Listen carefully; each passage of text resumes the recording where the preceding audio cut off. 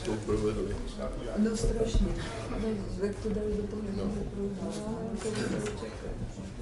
no čekaj. A já jsem ještě utekl z toho. Jo, no tam je to místo, že v podstatě od zhora je to nejjednodušší, asi na to minutru, anebo to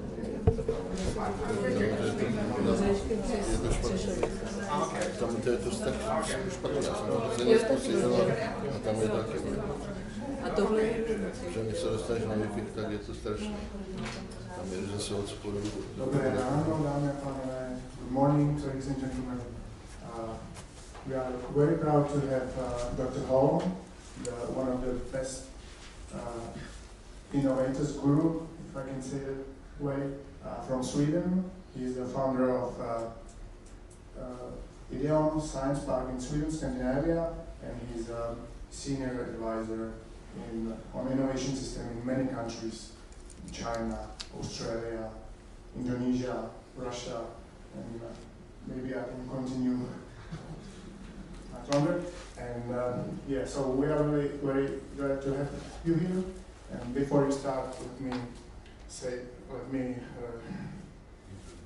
introduce Mrs. Bisková, Chairwoman of Technology Agency of the Czech Republic. Thank you very much. Good morning, ladies and gentlemen. I think that it is not necessary to add something else because everything necessary was said. Martin podařil introduce Mr. Dr. Holm, but I think that it would be more interesting to listen to him. We are very proud, as it was said, we are honored that we have this possibility. And we are happy that we will have opportunity to learn from your experience, Dr. Holm, because we would like our best, to do our best in the Czech Republic, also in our agency, but we are not much experienced because we are a new body. Maybe in first chain or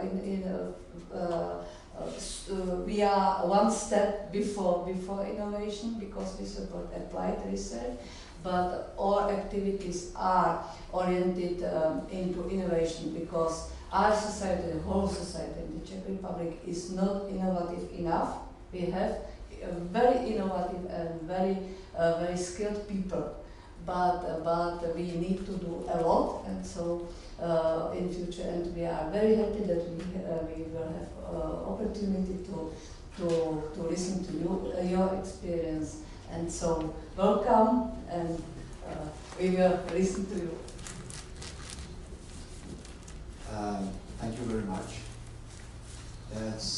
I'm very glad to be here because it all started about, I would say, 10 years ago when there was a Czech delegation visiting our place in Lund, and Lund is the University of Southern Sweden, and I will come back to that later. The delegation was headed by your former ambassador, Mr. Jan Kara, and he's now in the foreign department, I think, here in your republic. So he moved out of Sweden, but we had a very intensive discussion about this matter, how to collaborate between Sweden and the Czech Republic. And suddenly he disappeared and ended up in the foreign department. And since then I haven't heard from him. But by chance, I have been here on a handball tournament with my youngest son. He's 12 years old. A tournament organized here in Prague, an international tournament. Sorry to say that they lost the last game in the quarterfinals. So, but anyway, when I was following the team to Prague, I tried to phone Mr. Kara again on his own old telephone number, and there was a lady answering, and I asked for Mr. Kara. I didn't know that he had moved them. And I was astonished because I was suddenly talking to the new ambassador, which was a woman. And she gave me some contacts to this place here and to the people who has organized the meeting today. And I think it's a good idea to continue this discussion between Sweden and the Czech Republic. And I would, as a start, say that there is a political wish to get a much closer collaboration between our two nations, and also between our universities and some other structures here. And just to give you a small, let's see, does it work? Yes. This is our tiny country. It's almost as big in terms of people as you are, about 10 million. Well, I think I'll restart. Just to give you a brief introduction on myself, besides what's already has been said here. I've been working in the public system for 30 years, and I have had almost all positions you can imagine to create the Swedish innovation system. And I also started this huge research park in our my hometown, the University City of Lund, and I will come back to that later, but also a lot of other positions. So I have been involved in most activities which now is considered to be the Swedish innovation system. But since a couple of years ago, I ended up in my own company, which is Lunda Vision, which is the name of the company, and I'm now working as a senior advisor to different governments and also the Swedish government. Thank you. Okay. And to my knowledge, innovation is on the political agenda in most countries, in most developed countries, and even in the underdeveloped countries. So this country, I was here about 20 years ago, and I can see a tremendous change of the country. I'm fascinated of what you have achieved during the last 25 years. It's fascinating. Anyway, Sweden, probably you know, is up far in the north. Sorry to say it's warmer in Sweden today than here. They have had no snow last week. I had a lot of snow yesterday. Just very cold, but as a Scandinavian, I'm used to the cold weather. The structure of the Swedish innovation system starts really on the political level with the Department of Industry or the Ministry of Industry and the Ministry of Education. They collaborate very closely in the creation of the Swedish research and innovation agenda. And this agenda is revised every third year, depending on what has happened. This has been going on for the last decade at least, the national vision of how our country will be transformed for the future. The Department of Industry, they also have some agencies like yours here, and in Sweden it's called Vinnova, the Agency of Innovation. And they are concerned with applied, and they are financially supporting applied research, which you also are doing, as I can see here. And there are some other agencies for regional development, also connected to the Ministry of Industry. And of course, we are very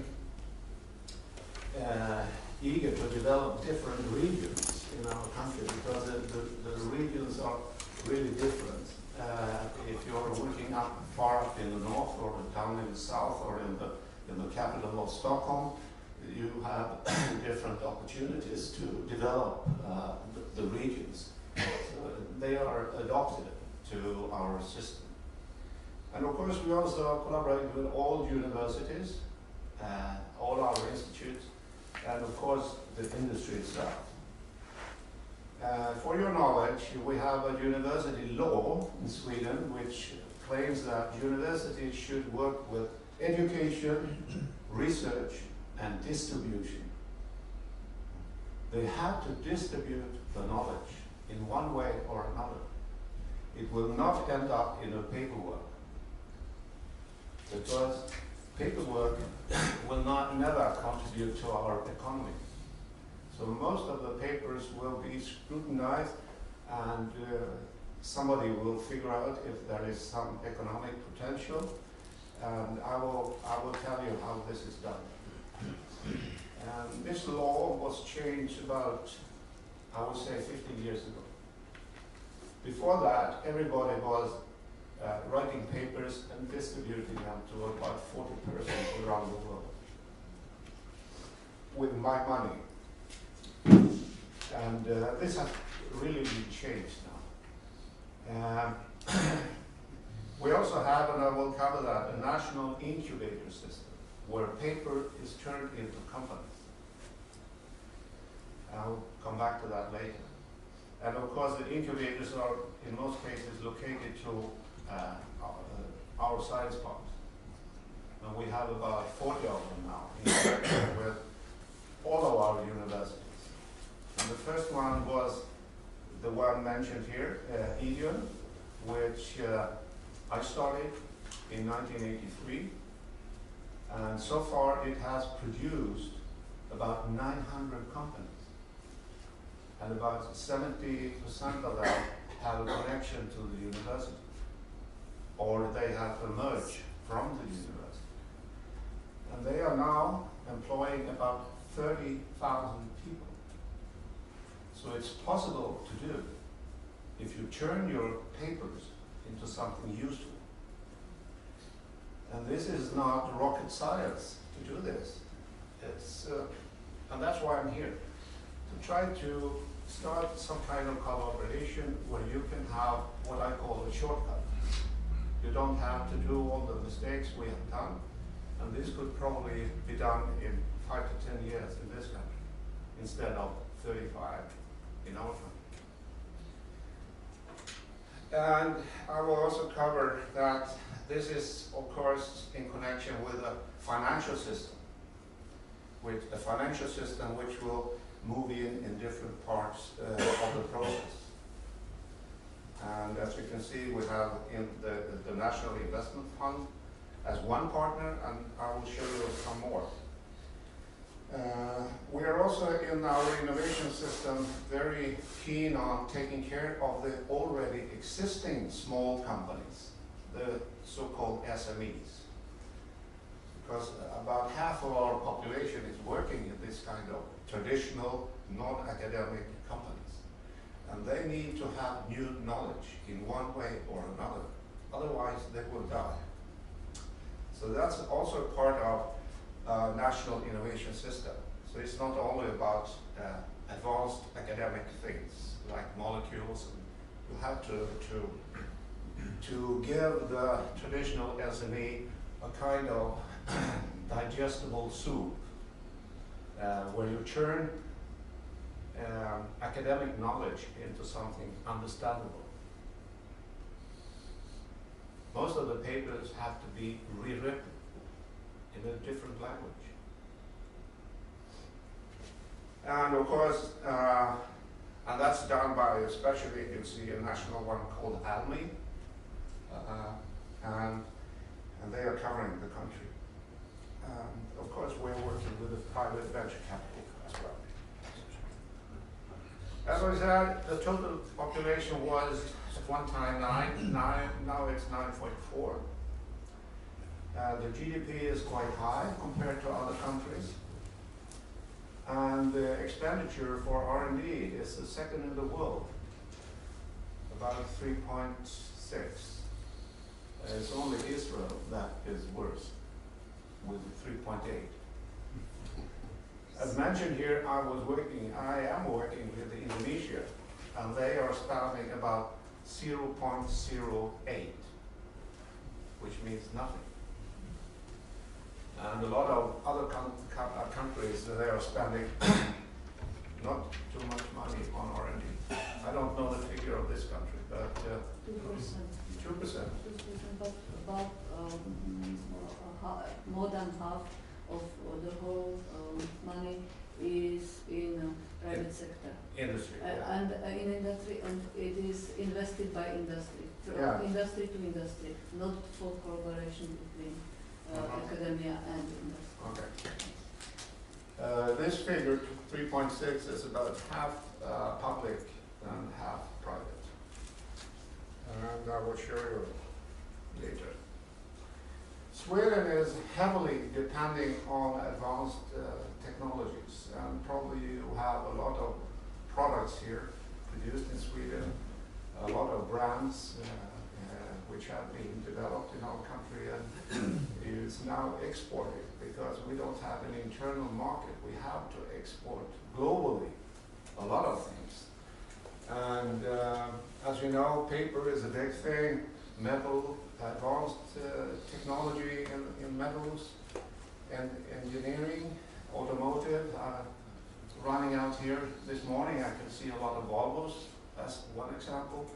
Buses, tractors, things like that. Telecom is a big thing. The first mobile telephone was developed in our science park by Ericsson. The first mobile phone in the world.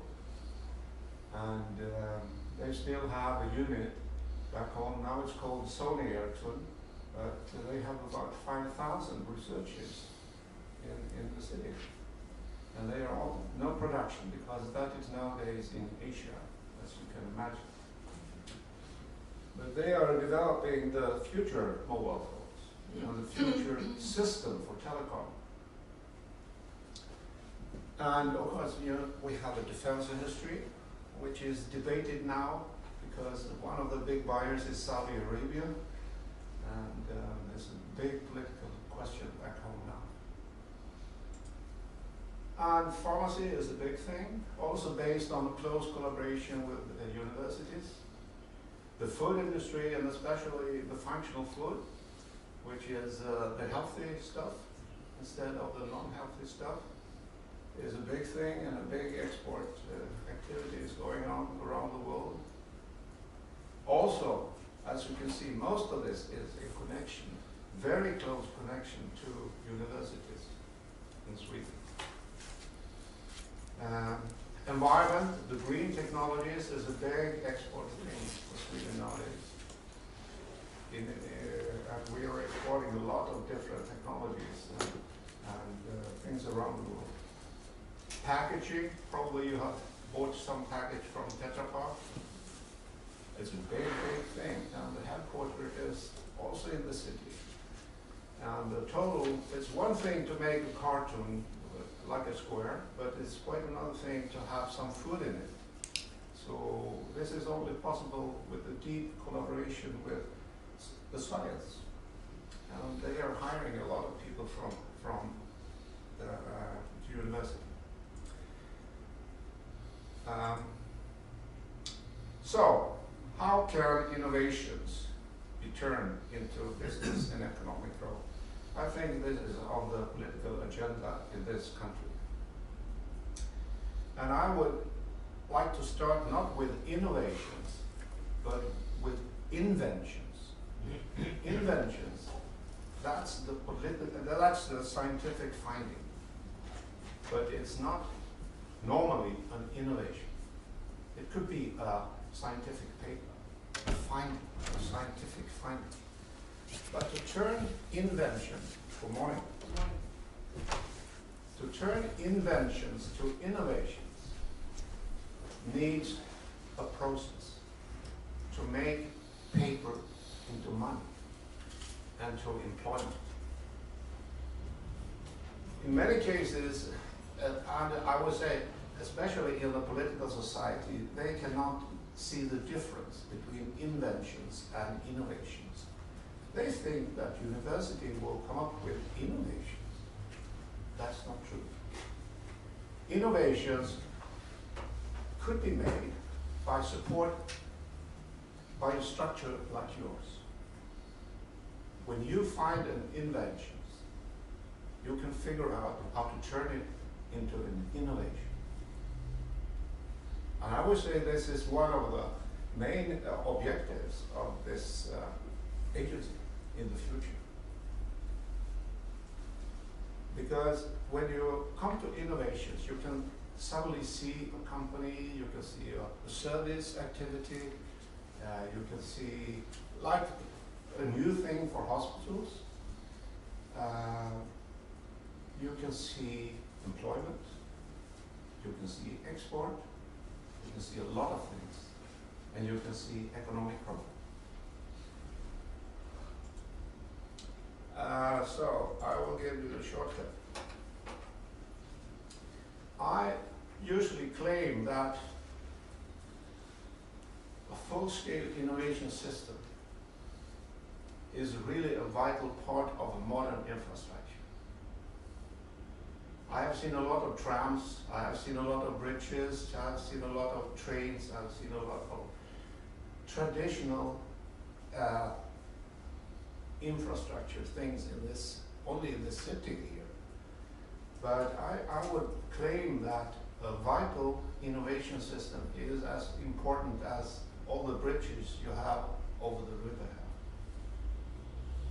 It must be adopted by the political system, because now it's a matter of turning national investments into something useful. So that's the first message. And of course it must be a political commitment. That's why I started out talking about the Swedish national strategy on innovation. So it's not a discussion among the different parties. They agree to it all the time. It doesn't differ if we change the government. Everybody understands it. And it must involve the central government, the regional government, and the local government. And I used to say that it's like playing, since I've been here on handball, it's like playing a handball match. Everybody must play on the same field at the same time and in the same direction. If somebody starts to play in the wrong direction, we will become a loser. So to get everybody to play the same game, to have the same objectives is very important. And it's quite easy because on the local level, they would like to see growth, employment. On the provincial level, they will also see growth, development. And of course, if you are a national politician, you will see that the entire country will grow. In order to do a lot of things with the money flowing in here, to raise the level of living. In Sweden, for example, we have probably the highest quality of living in the world due to this kind of operations, where industry is playing a very, very, very vital role. And the whole thing must be professionalized. It must be run by people who know what they're doing. And I will come back to that later, because I have seen in many cases that similar systems have been manned by a lot of people who don't know what they're doing. They have no experience. They have never been in a company. So there's a lot of things to think about. We tend to think about the innovation process as a chain. And the chain consists of different links, as you know. And the first link on the left side is the feed stream. We call it the feed stream. I'll come back to that. And I'll come back to everything else there. But it's feed stream, coaching, and coaching is what I mean with professional coaching. There's a lot of financing, as I mentioned. There is a lot of patenting and licensing operations going on. And there's equity when you start to grow. So the feed stream starts with the human capital. And it's part of a system where you will increase the entrepreneurial spirit among your population to get more people to think in this line. And in our schools, we start with what we call creative thinking in the basic school. Trying to get small kids to think widely, not according to what the teachers are telling them to think, because very soon they will be destroyed. So we have some exercises where they are trying to figure out, they got a task to solve how to collect more cans, beer cans, to recover them. And I can assure you, I was in one of these experiences. And the small kids came up with ideas that a grown-up could never think about, because they are thinking like this. So we have that on 4th grade, I think it starts. And then we have also on the college level, we have a national competition, but this is not one. It could be, yeah. On the college level, we have a national competition among college people, how to start, organize, and run, let's say, a folding company. Just so they know what ingredients they must have in order to start any kind of business. Could be a pizzeria, could be whatever. And there is a competition all over the country. They will pick some winners. And in fact, some of the college people, they will start the company. But most of them, they're also taught how to close down, because this is only an exercise, and in a proper way. Not to go bankruptcy, but they have to close it down in a proper way. And that on university level, we have also another national competition. And I've got a slide here, which I will show you later. It's a national competition called Venture Cup. And I've been the chairman for this operation for the last 14 years. And it's open for students and open for faculty members. And so far we have educated about 40,000 people how to create a professional business plan. And I will show you some slides later. And out of that, we have recognized about 5,000 or 6,000 existing companies with a turnover of several billion. So this kind of operations could be easily exported tomorrow to this country. Easily. I will show you later. And there can also be a very fascinating activity after that. It could be collaboration or competition between the winners of Sweden and the winners of the Czech Republic. A nice activity.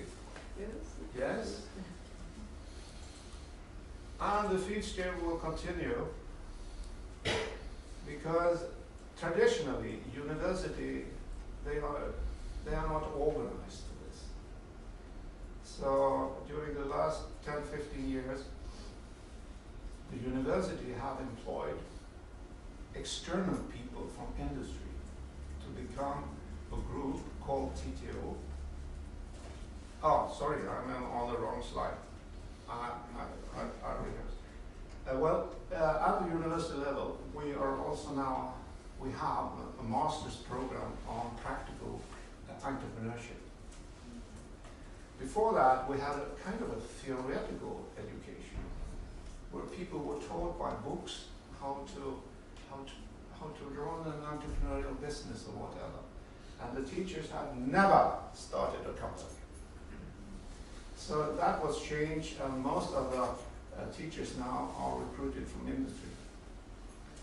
And of course, some parts of the education could also be done by by the traditional university people, like bookkeeping, marketing activities, things like that. But when it comes to practical problems, how to be solved in a startup company, you need to have people who have done it.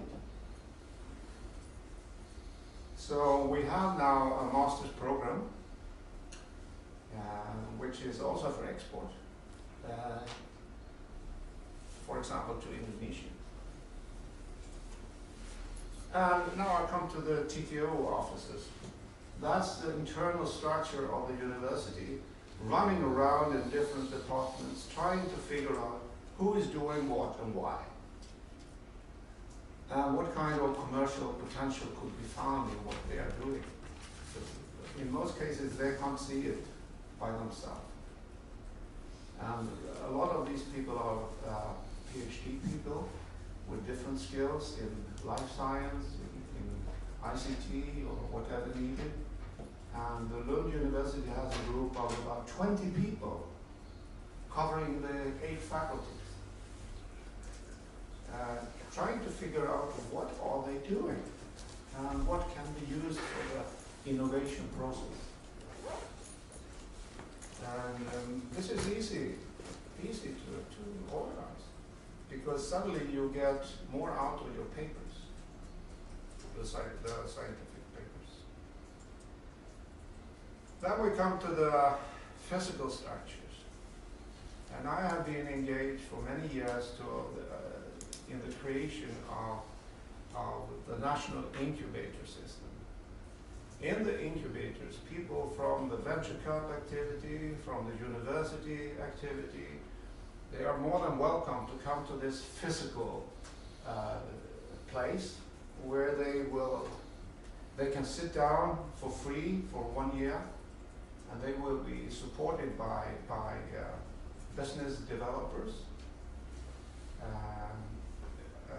financed by the national system, which means that money will come from the Ministry of Industry to cover the cost, the operational cost of the incubator. And in the incubator, papers will be turned into companies for the first time. And they can stay there.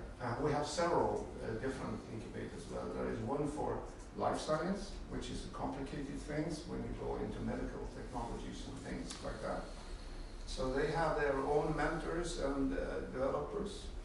We have a traditional one for ICT and traditional technology with different mentors. And we have one incubator for the service industry, advanced service companies, which is a growing sector around the world. And they need very special people. And most of the incubators are located in our 40 science parks throughout the country. And the science parks are, in most cases, located in what we call a coffee break distance from universities.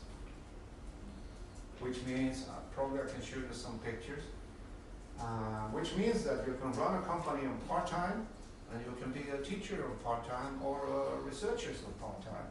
But if you have to take a bus for 2 hours between the two places, nothing will happen. So location, location, location is very important. Because suddenly you can have the same restaurants, you can have the same meeting point, the same social activities, a lot of things where things will happen. Suddenly. It's not planned. Suddenly you stand in the line in the restaurant and somebody knocked you on the shoulder and said, how about doing some collaboration? And the one will have a company and the other one will come from university. So location, location, location. I have seen terrible examples. 3 weeks ago I was in China, and they are totally wrong. They have a university 100 miles from what they call the science park. And they think it will work, but it will never work. Because the transportation problem in China is terrible. So if you're planning to do something, location. And the coaching, I mentioned that. It must be a critical mass of professional business people. Coming from reality, from own experience. Could be people who have made a startup company and sold it, and he or she will be hired again, temporarily or for 1 year or two until they start a new company. Or it could be retired people from industry with a big experience. So instead of playing golf all the day, they like it to start working with young people. So this is one way to think about it. And we also developed a kind of a scheme, which is kind of a homework for startup companies, where we have divided it into 3 different parts here. The technical, it's not only technology, it could be anything. Kind of analysis, there is a market, and who is going to run it, the venture itself. And it starts always with a kind of investigation. And then it goes further on into stage 2, and all the time they have to look at the product, the technology, or the knowledge they have, but never forget the market. Technicians, they sometimes go into technology forever, and they don't think about the market. They think they can sell the product, but there is no market. So you have to make an investigation all the time with customers, probable customers, or whatever.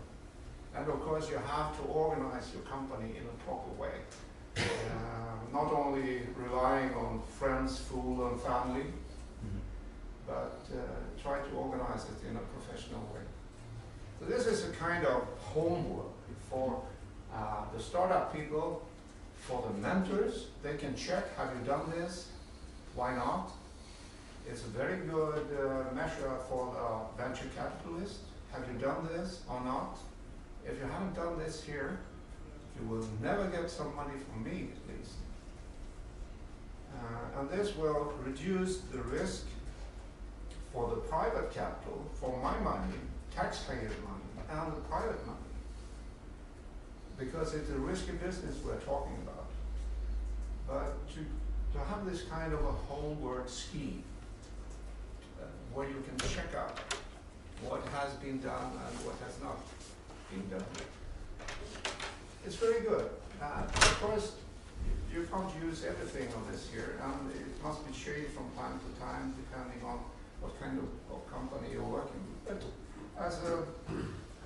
as a base, you can have it. And this is only, as you can see, a part of it. It's a booklet, in fact. It's a booklet, which is used in the process. And it's very good, because we show the booklets to the people who are planning to start a company. Are you willing to take this as a homework? And some of them said, it's too much for me. Okay, then we know that. Then we don't have to spend some time on those people, because they can't do it. It's too much work. And to start a company is quite a lot of work, and a lot of sleepless nights. It's not easy. And the patenting, of course, sometimes you run into very, very sophisticated inventions, probably in the pharma area, and it's almost impossible to start a new pharma company. So you have to protect the inventions, and you have to figure out how to sell it as a license to a major company. Because now we're talking billions of money to get a company started in this area. So it's better to try to sell it to an existing company around the world. And suddenly you also need professionals to do that. Otherwise, people will fool you. They will try to buy it as cheap as possible. So professional lawyers in the patent area, in the licensing area, is also important. And now we come to the financial toolbox, which is also very important. We have a system of grants to students, mostly. Sometimes even to faculty members. We have the possibility to organize what we call verification money or proof of concept. And this is really done by our Vinnova agency, similar to yours. They make the decisions if it's possible to get some money to prove what you are claiming that you have. Does this molecule work or not? And a lot of other questions that must be solved before you start a company. You can also get the money to try to figure out who is going to run this. Even if my molecule works, I'm not a suitable person. We have to find a structure to run it. And this is also kind of proof of concept. We have soft loans, which means that when you haven't started a small company, you can look for what we call soft loans. And soft loans, you will see the figures later, means that if you're lucky, you have to repay it. If you have a failure, you can forget it. Because money is very important. Now we are talking about people who are leaving the academia in most places. They have no income whatsoever. They have a family and a rusty bicycle. And they cannot be left starving. They need some kind of capital. Because if they are trying to start an advanced company, they must probably wait 3 or 4 years to send the first invoice to the first customer. So how are they going to survive? That's a question to think about. And we have this kind of early stage equity, which is the first investment in terms of shares in the company. And I will show you later that since we have this scheme where we try to reduce the risk, we have been able to create what we call a public-private equity system, where we mix public money with private money as the first investment. And well, you are familiar with euro, even if you don't have euro. We don't have euro either, we have krona. That's a nice word. But this is euro. So you can see the range of money coming up here. So it's a lot of money. But I will show you later that it's not a cost. It's a national investment, which will be repaid, according to our investigations, about 10 times in terms of taxes, employment, things like that. So you have to convince your politician that this is not a cost. To run an innovation system is not a cost. It's a big, beautiful investment for the future. It will repay. It's proven since many years. But still the Ministry of Finance will put some red tape on it because they don't understand the process. So an agency like yours, you have to convince them by giving some evidence that the income on the financial side will be 10 times more than they will spend on this system. And of course, when in the end, when the big money is coming, it's almost private all the time. Private investors. Not only from our country, it's international investors coming. Because they're looking for knowledge in the front line of what's possible to do.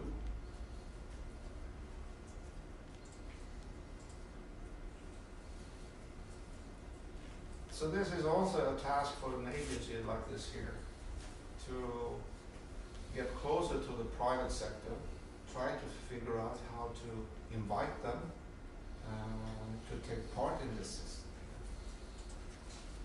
And because when you're talking about innovation system, probably you heard the word triple helix. The triple helix is the playground for the private sector, for the public sector, for the universities. What I am talking about here is about the triple helix. You cannot exclude the private sector because they are in the future the one who is going to get some benefit out of it. Of course, together with the society, but still. But they will never, as you will see later, invest in early stage. This is what I meant with that sentence. You see the curve here, that's the expected growth of a new started company, started from 0 down here. And on the left side, you can see all the systems I've been talking about. In most countries, this is 100% private money. No, public money. It's public money on the left side here, coming from the national budget in one way or another. Two agencies like yours here, which will distribute it after screening, of course. Like the incubator program, like the pre-seed, like the whatever. You will have a portfolio of new things going on here. On the right side, you can see when people start to earn money somewhere here, the traditional venture private capital will start to invest. To my knowledge, and I have been around the world a few times and visited hundreds of structures like this, I can assure you that most of the left side is public. If you try to start the left side with private, does not work because they won't do it. It's too risky up here. So that's the lesson to be learned.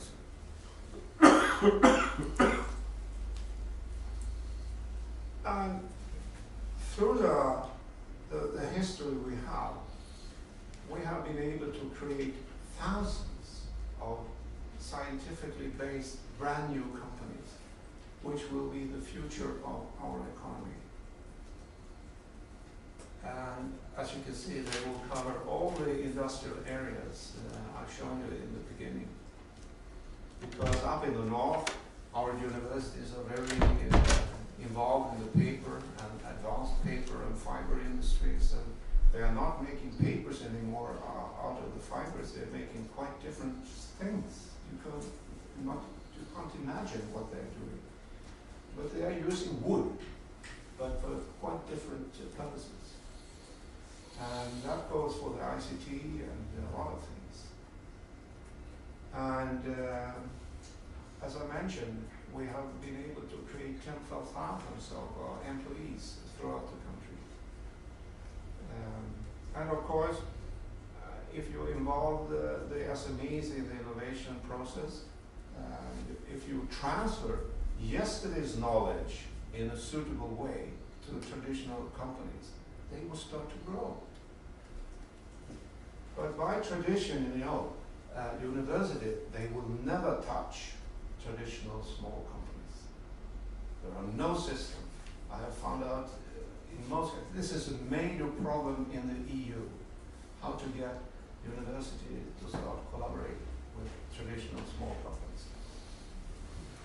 And I think you have the same situation here, that a lot of your population, they are employed by traditional SMEs. And they have to grow. They have to get new knowledge into their system in one way or another. Otherwise, the Chinese will take it or whoever. So a true innovation system will consist of creating new companies, but also take care of the existing companies. When it comes to the big major companies in this country and in our country, they have their own rules to do this. They have since decades good relations to universities, industries, to whatever, even internationally. So we are not working too much with them, even if we now are starting what we call an open innovation system. Because even a company, a major company, I can mention one example, Tetra Pak, the paper package thing, they have tried to develop a new package where they will shrinkle the paper in a new way. And all the engineers back on the main head office, they couldn't figure out how to do it. So they came to our research park, and we had opened the open innovation system, and we invited people from 25 different countries. A lot of Japanese people, because we thought that they were very good at wrinkling papers, you know, in a very special way. And within about 2 months, they have solved the problem within 10 different solutions. And the Tetra Pak engineers, they couldn't figure out anything about it. So by using people, even using the internet, there are a lot of big companies now, they have reduced the development department to 0. And they're using 50,000 people on the internet. They're asking a question, does anybody have a solution on this? And suddenly you have 10,000 next morning. It's very cheap. So it's a global world. And in our system, even if it's only 30 years ago, we have created a lot of already multinational companies, starting from scratch, sometimes started by students. As one example, 4 guys coming to me about 20 years ago or 15 years ago, they had an idea about this kind of a software which could be used for cameras. And they started to develop this, and now it's a software which will produce all the pictures in all the mobile phones in the world. Think about that. It's billions of phones, and those guys are still 26. So it happens.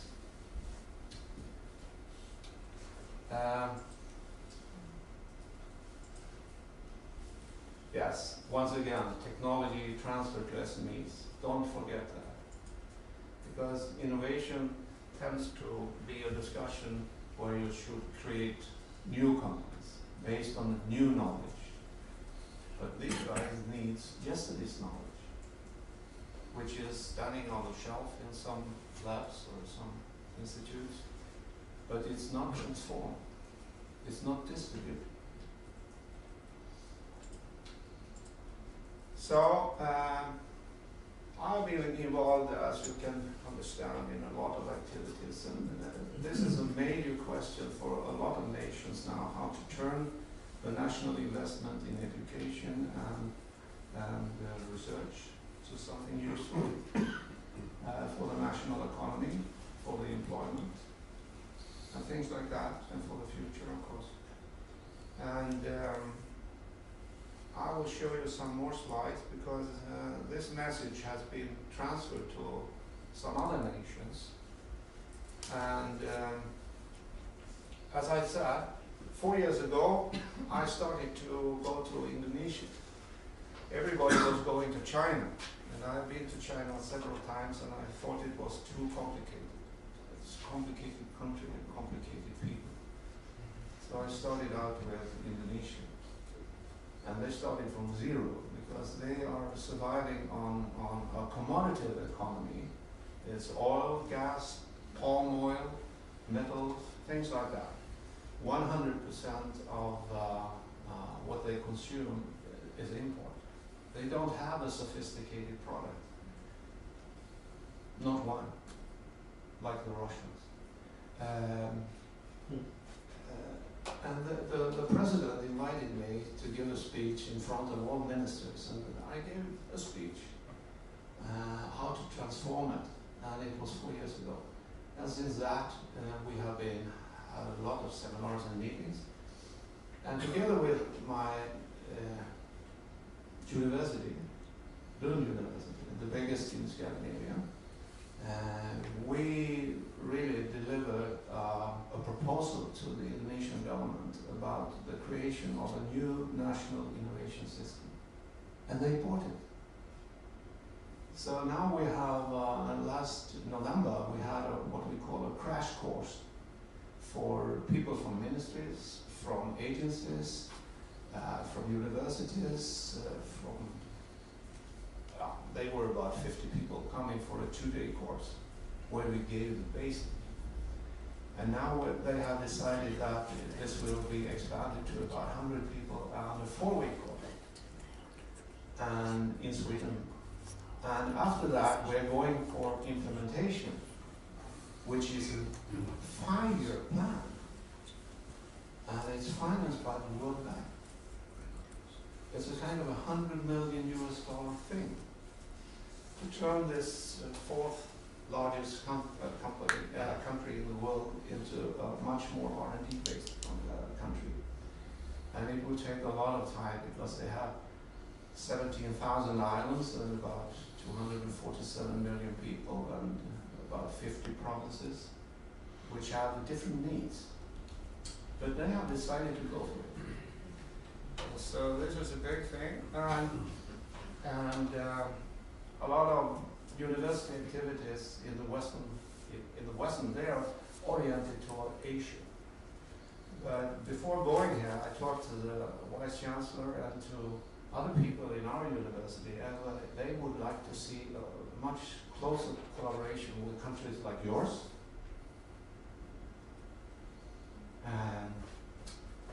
And that's the message, is that I would say that if you are interested, we could start some kind of collaboration. We have, of course, have to discuss the terms. It's not for free, because there's a lot of cost involved in having this kind of activities and seminars and people running back and forth. But a lot of things could be exported like that.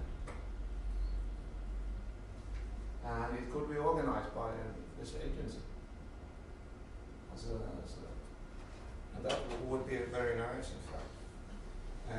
Scale, yes. I will show you something more here. I go to the university itself. I don't read your. No, I think this is not. The PPT. I have to do this one. Yeah. I have to go down. Okay.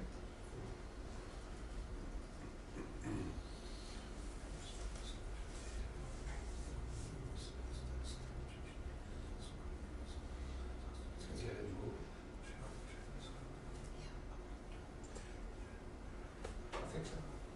Yeah. Okay. I'll give you a brief introduction to this university. It was founded in 1666. It was about the same time as the Swedish army was standing on the bridge here. It's fascinating to think that they were walking from our country down here. Crazy people. We still got your Bible. And that's also a discussion all the time. But it was founded in 1666. And the university at that time, this part of Sweden, the southern part of Sweden, was conquered in the new war with Denmark. So the university was established by the Swedish government, or the king, in 1666. And it was kind of a provincial development thing, because the university was established in order to turn all Danish people Swedish. So that was in fact the main objective. Well, as you can see, it's a huge thing. It's big, and it's one of the most renowned universities in the world. It belongs at least to the best 60 universities in the world. And you can see it's a comprehensive thing, and the innovation system will cover all faculties, even the fine arts and performing arts, because here you can find a lot of new companies. I would say that every artist, painter, will become an entrepreneur in one way or another, because he had to earn it, or she had to earn the money, invest the money in some way, and try to figure out how not to be fooled by other people.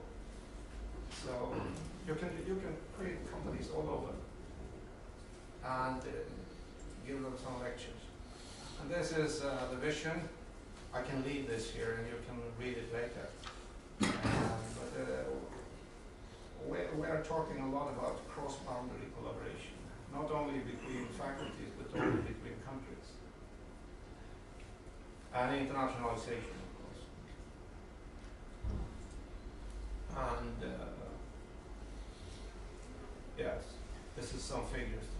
I will leave this here so you can see what's going on here.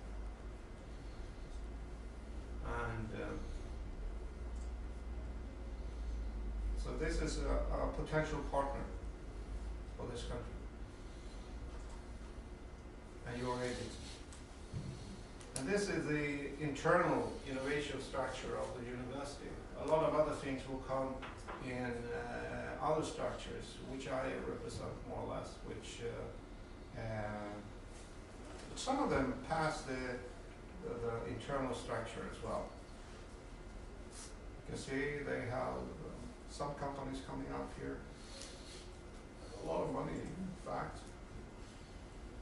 And this is some inventions who has originated from this university. You know, the Tetra Pak, the artificial kidney, the ultrasound.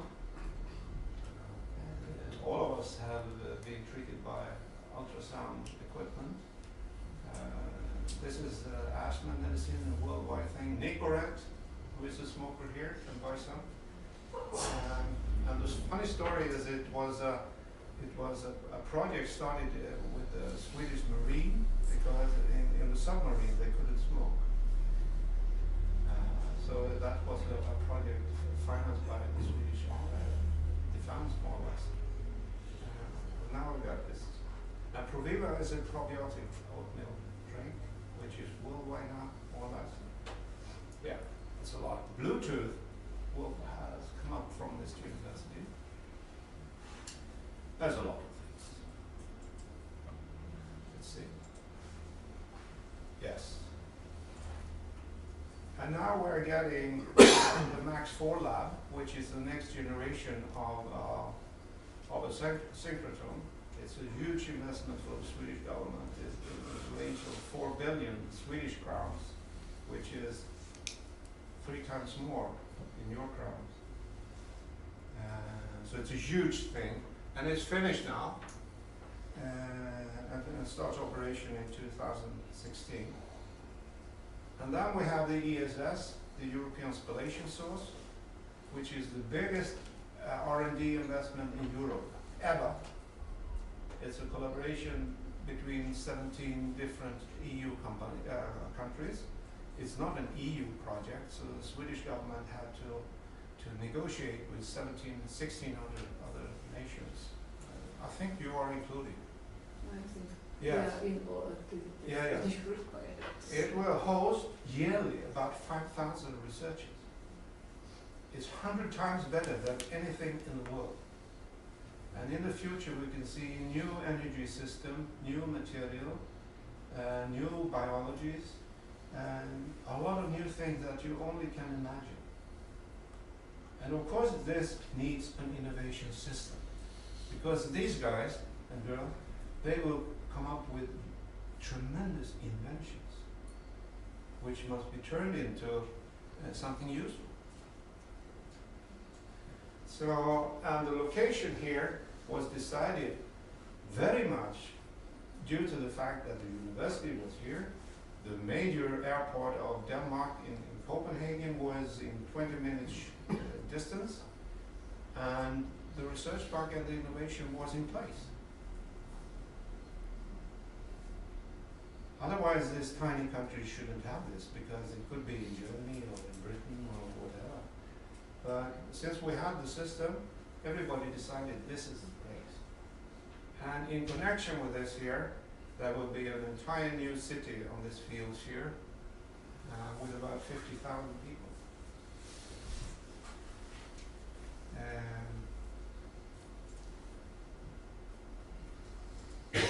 Yes.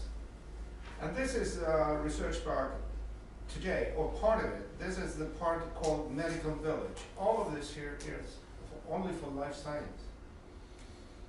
It's a huge area. It's about 120,000 square meters of labs and prototype things.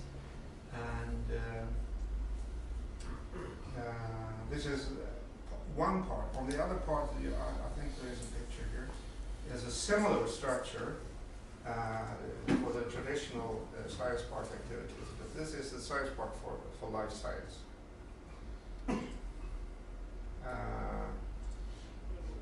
Yes, I think I skipped this. It's too much. Yes. I think I skipped it. But I will show you something else. I will leave it here so you can have it. I go to this one here.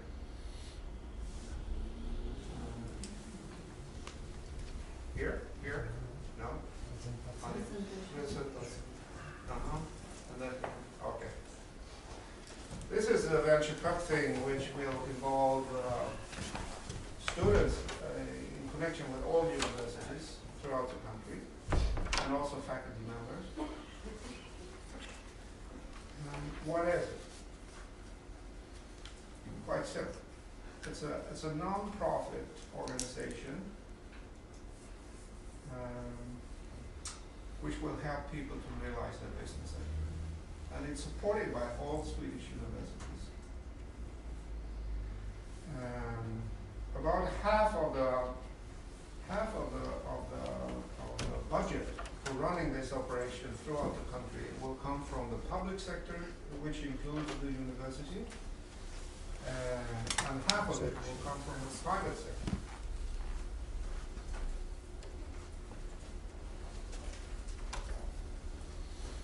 And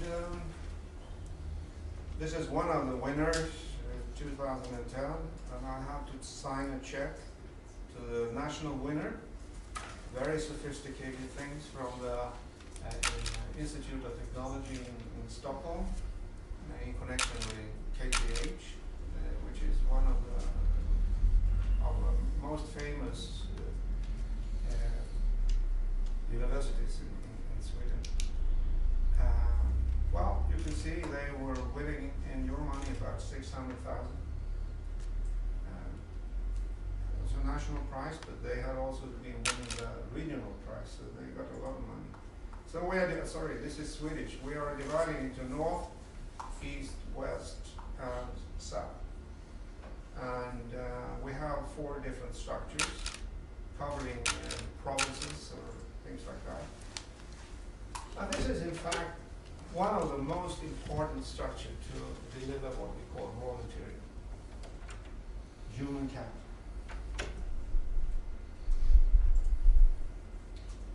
What do we offer? Of course, a lot of educational activities. What is a business plan? What do I have to do? A lot of things. We have a lot of inspiration activities, social activities, where former people in Venture Cup will come and tell how things have been doing and blah, blah, blah. And we have created a lot of alumni activities here. And then we have a feedback structure, which means that we have about 400 people from Swedish industry who is for a non-profit, completely free. They are assigned to 1 or 2 or 3 groups of people who are taking part in this competition. And they are supporting them by giving feedback, page by page. And they are doing that on Saturdays and Sundays and things like that. So it's very efficient to have 400 people working for nothing. Why do they do that? Yes, they are people from industry who would like to meet the most interesting youngsters in Sweden. Why? Well, in the future they probably would buy the company, or if they don't start the company, they will hire the people. So it's one way of getting knowledge. Who is the brightest? Who is going for something? And that's why they are doing this. And of course, they are also acting like coaches, so we can have discussions with the people.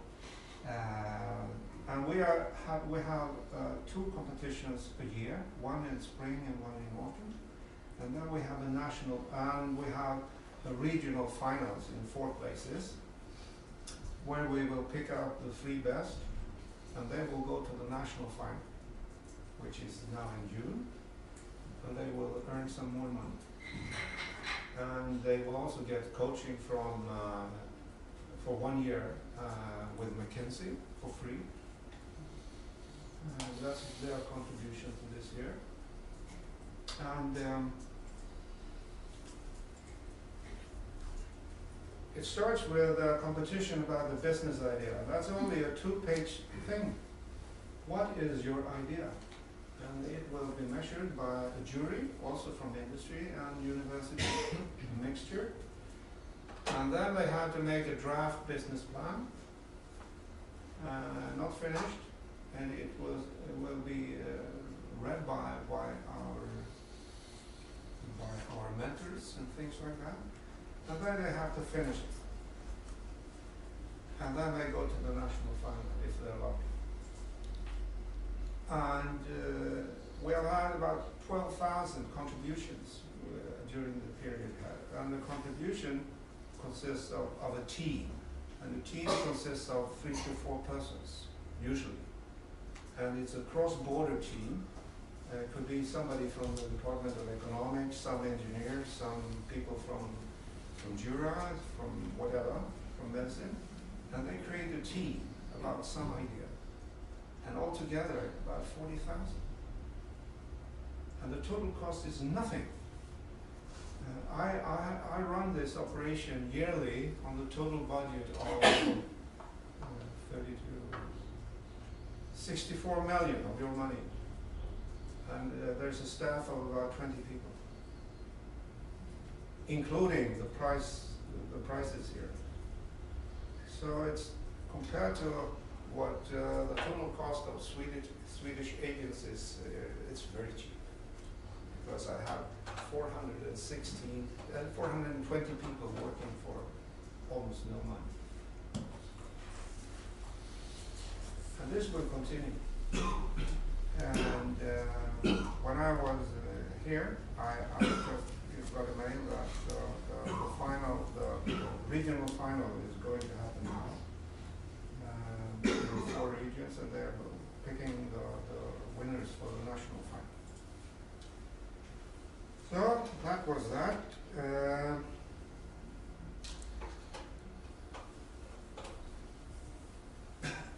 Let's see if I got something more here.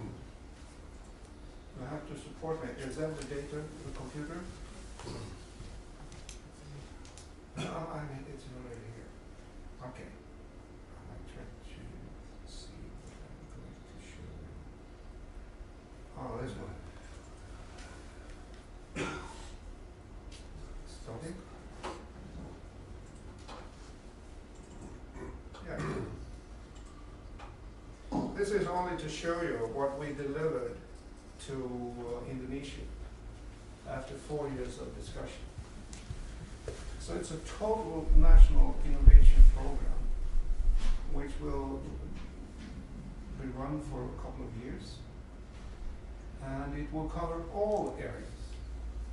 It will cover as I probably mentioned, capacity building, which means training courses for ministry people, for agency people, for people who are responsible for the innovation system.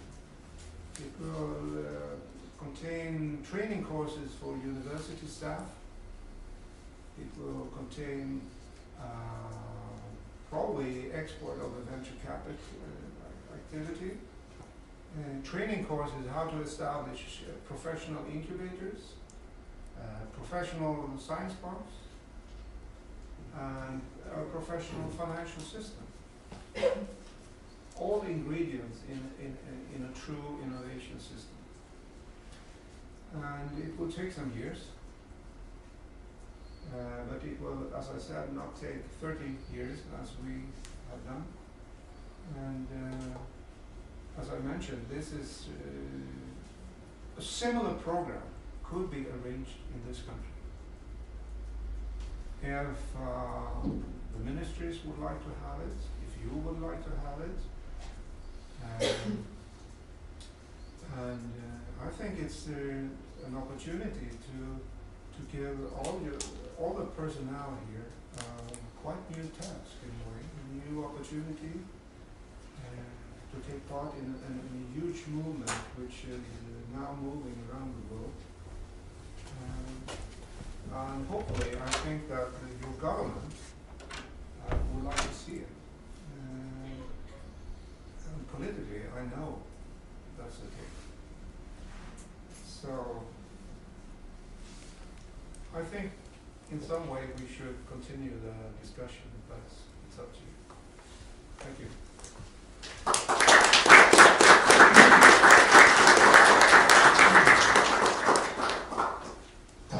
Jsem si jistý, že máte spoustu otázek. I'm sure you have many questions.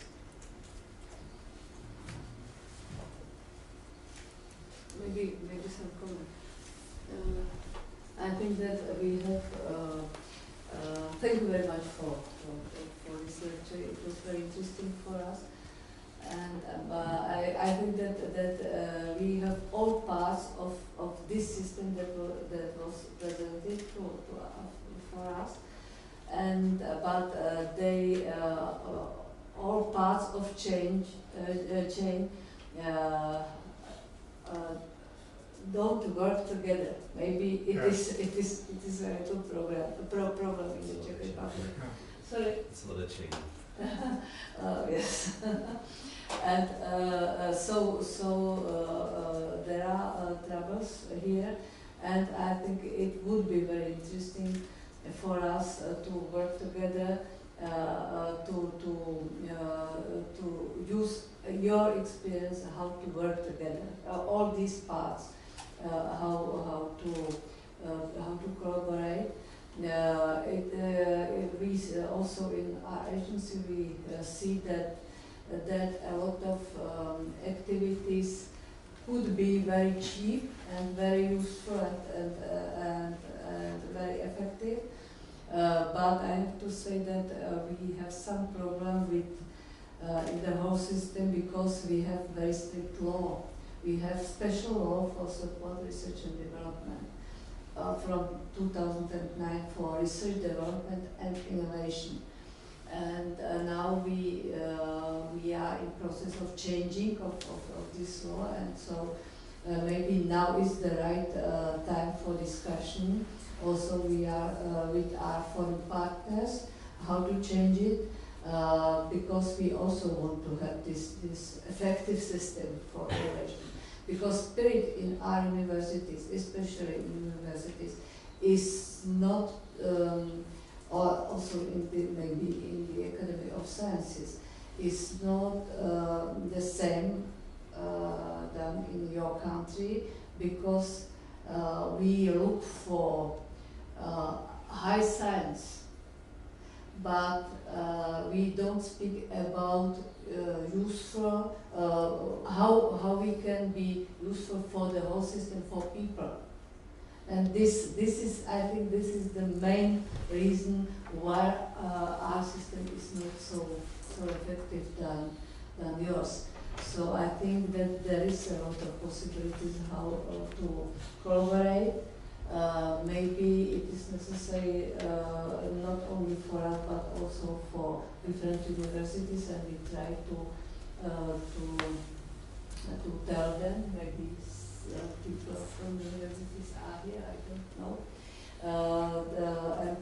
But I hope to find the way how to continue our discussions and our collaborations. Thank you very much for your lecture. No, well, I can see your problems, or it was the same in our country once upon a time. It was very hard to go inside the university and tell them to do anything different. But it took some years. In Indonesia, it took 4 years to change the system because they had the same tradition of working. And it's fascinating to see that you have all the links, but they are not hooked together. You don't have a chain. But if you find a method to get the links together, you have a chain. And that's probably the task of this agency, to get links together. So, yes. So, well, this is not a quick fix, I understand that. Thank you very much. Really appreciate that you share with us your experience. It's not rocket science as we see. It's fairly simple but doable, which is a good news for us because, as Mrs. Viskola says, we have all the elements but they are not working. So we're trying to make them more effective. And I was wondering, because Sweden invests 3.8% of the GDP into R&D and innovations, what are the main elements of the investments, where it goes, and what's the role of direct subventions, which basically is the key instrument that we are using here to support the innovations? And we have not so much advanced in more innovative financial tools like the venture caps and soft loans and similar things. So what is the role of the direct subventions in the total innovation support that government pays to the system? Well, as I mentioned about... Well, half of the investment will come from the public sector and half from industry. And industry has, by tradition, spent a lot of money for R&D because they need it to get further on on the global market. I would say that in the university I presented here, about 2/3 will go to R&D and 1/3 to education. But can you be more specific if you mean R&D, if it's those 5 elements that you mentioned, you know, proof of concept and coaching, etc., or is it something else? That's something else. The 3.6 goes entirely to R&D, and then in the national budget we have all the other money coming to the